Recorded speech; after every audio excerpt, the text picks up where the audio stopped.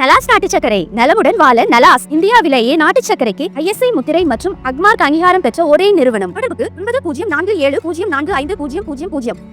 சென்னை சித்தாலப்பாக்கம் பகுதியில் தனியார் நிலத்தில் பள்ளம் தோண்டி அதிலிருந்து மண் திருடி விற்ற திமுக புள்ளி ஒருவர் கைது செய்யப்பட்டிருப்பது பரபரப்பை ஏற்படுத்தியுள்ளது. சென்னையைச் சேர்ந்த கண்ணன் என்பவர் 2014ஆம் ஆண்டு ஒண்டியப்பாக்கம் பகுதியில் 16 சென்ட் நிலத்தை வாங்கியுள்ளார்.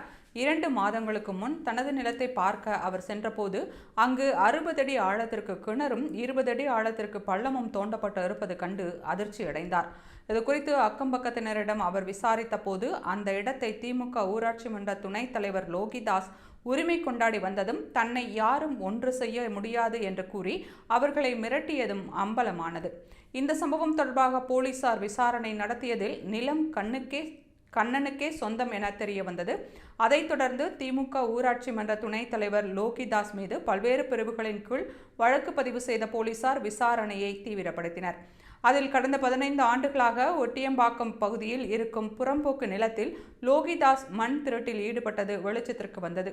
அவர் முன்னதாக அதிமுக ஊராட்சி மன்ற தலைவராக இருந்த போதும் இதே செயலில் ஈடுபட்டுள்ளார். பின்னர் திமுக ஆட்சிக்கு வந்ததும் கட்சி மாறி தனது மண் திருட்டை தொடர்ந்துள்ளார். மணல் திருட லோகிதாஸ் பயன்படுத்திய 3 லாரிகள் மற்றும் ஒரு JCB இயந்திரத்தை போலீசார் பறிமுதல் செய்துள்ளனர்.